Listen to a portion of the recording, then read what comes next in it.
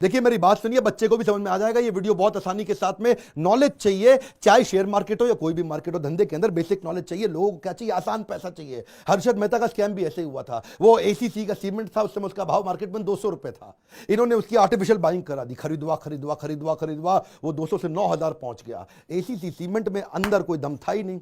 Company के fundamental कमजोर थे, उसकी प्रॉफिटेबिलिटी बढ़ नहीं रही थी, टॉप लाइन बढ़ नहीं रहा था, बॉटम लाइन बढ़ नहीं रहा था, उसका मार्केट में कंपाउंड एनुअल ग्रोथ रेट आ ही नहीं रहा था। मार्केट उसके अंदर ना मैनेजमेंट बदली, ना उसके फंडामेंटल कमजोर थे। और एसीसी को इन्होंने रैली चला दी, उस समय 200 से 9000 पहुंचा दिया। अब जी लोग खरीदो खरीदो खरीदो खरीदो, अचानक सब बिकवाया, सब बर्बाद होगा। इसको बोलते हैं Harshad Mehta scam. Artificially pump and dump. क्या बोलते हैं? पहले पंप कर दो और बाद में डंप कर दो, ऊपर ले जाके बेच के बाहर निकल जाओ। मैंने 200 से 9000 करा के 9000 पे एग्जिट ले लिया, तो भाई साहब मेरी तो हो गई ना बहुत बड़ी कमाई। आप समझो ना, 1000 का 9000 भी 9 गुना हो गया। देखते ही देखते रातों रात पैसा कमाया इन्होंने। ये तो 200 से 9000 कर दिया, बस यही कहानी है जी। टिप टिप टिप कहां मिलती है? रेस्टोरेंट में मिलती है। पहले जाके मार्केट में पीई चेक करो। क्या चेक करो? निफ्टी का, निफ्टी 50 50 कंपनीज का रिप्रेजेंटेशन है वो। वहां जाके चेक करो, 10 11 12 13 14 पे है पी। इस समय पैसा लगाने का टाइम है। प्राइस अर्निंग रेशियो को आप थोड़ा फॉर्मूला से समझो, बड़ा सिंपल, कि अगर मार्केट का पीई यानी कि जो निफ्टी का पीई है वो 10 है, तो आपको 1 रुपया कमाने के लिए 10 रुपया लगाना पड़ेगा। मार्केट का पीई अगर 30 है तो 1 रुपया कमाने के लिए 30 रुपया लगाना पड़ेगा।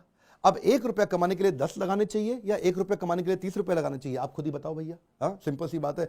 1 रुपया कमाना है तो 10 रुपया लगा के 1 रुपया कमाओगे, 30 रुपया लगा के 1 रुपया कमाओगे। अगर 10 रुपया लगा के 1 रुपया कमाया तो 10% की कमाई हो गई। 30 रुपया लगा के 1 रुपया कमाया तो 3.25% की कमाई हो गई।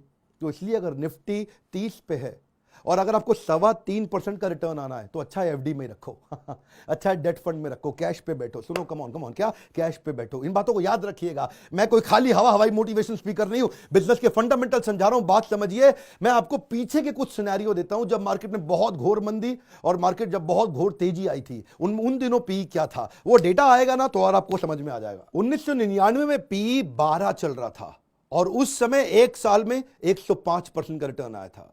2003 में भी पी 11 चल रहा था, एक साल में 116% रिटर्न आया था। याद रखिए, 6 7 8% 10% नहीं बोल रहा हूं। अक्टूबर 2008 में मार्केट क्रैश के बाद पी 10 था, बहुत नीचे था। उसके बाद जिसने पैसा लगाया एक साल में 130% पैसा कमाया। ये तो मैंने आपको उदाहरण दिए जब पी कम था और कैसी कमाई हुई। अब जरा उदाहरण दे देते हैं किस किस महीने में, साल में जाके गूगल पे चेक करिएगा जब पी ज्यादा था तो लोगों का नुकसान कितना हुआ। फरवरी 2000 में पी 28 पे पहुंच गया था। उस समय एक साल में -53% रिटर्न मिला, यानी कि जो पैसा लगाया आधा डूब गया।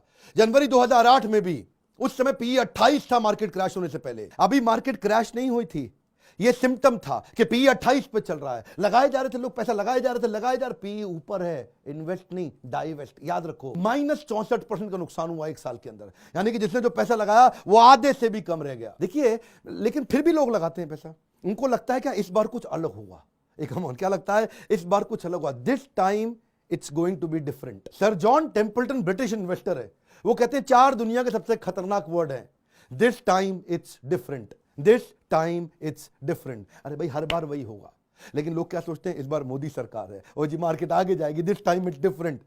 हर बार यही हो रहा है, हो सकता है बदल जाए। तो अगर आपको फिर भी खा जो रही है ना खुजली, फिर भी कि पैसा लगाना ही लगाना है तो कम लगाओ, ज्यादा मत लगाओ। पी ज्यादा है फिर भी आपको लग रहा नहीं मैं तो लगाऊंगा पैसा है जी, तो कम कम करके लगाओ। आप क्या करो, वेट करो, थोड़ा वेट करो, डेट फंड में डाल दो। 6-7% मिल रहा है ना आपको वहां पे, चुप रहो अभी, तब लगाओ पैसा जब पी नीचे आएगा। वॉरेन बफे के जो गुरु थे ना, फादर ऑफ वैल्यू इन्वेस्टिंग, क्या बोलते हैं उनको? Benjamin Graham.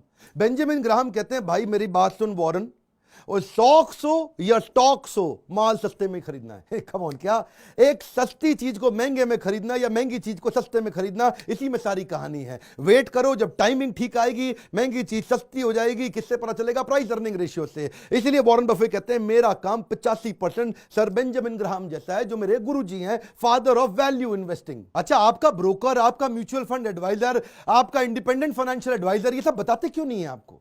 आपके वेल्थ मैनेजर बताते क्यों नहीं? छुपा के क्यों रखते हैं? पहली चीज, ज्यादातर लोगों को मालूम ही नहीं है इसके बारे में। और दूसरी चीज, अगर मालूम भी है तो बताना नहीं चाहते, क्योंकि वो आपसे जब इन्वेस्ट कराते रहेंगे तो कमीशन मिलती रहेगी, आपसे इन्वेस्ट कराते रहेंगे तो कमीशन मिलती रहेगी, आपसे इन्वेस्ट कराते रहे। ये बड़ा चक्कर है जी। वो आपसे इन्वेस्ट इसलिए करा रहे हैं, उनको कमीशन मिल रही है 2%। वो 2% के चक्कर में इसलिए आपको टिप देता है। टिप कहाँ मिलती है? रेस्टोरेंट में।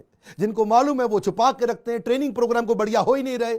मैंने भी अपनी शुरुआत के अंदर ही इन्वेस्टमेंट करनी शुरू करी थी अपने, जब मैं बिजनेस शुरू किया था अपना, और साथ साथ पैसा इन्वेस्ट करता रहा, क्योंकि मैं सेव करता हूं। मेरा पर्सनली बहुत ज़्यादा खर्चा है नहीं, मैं एक शाकाहारी वेजिटेरियन सिंपल आदमी, सिंपल लाइफ जीता हूं और साथ साथ पैसा बचाते रहता हूं।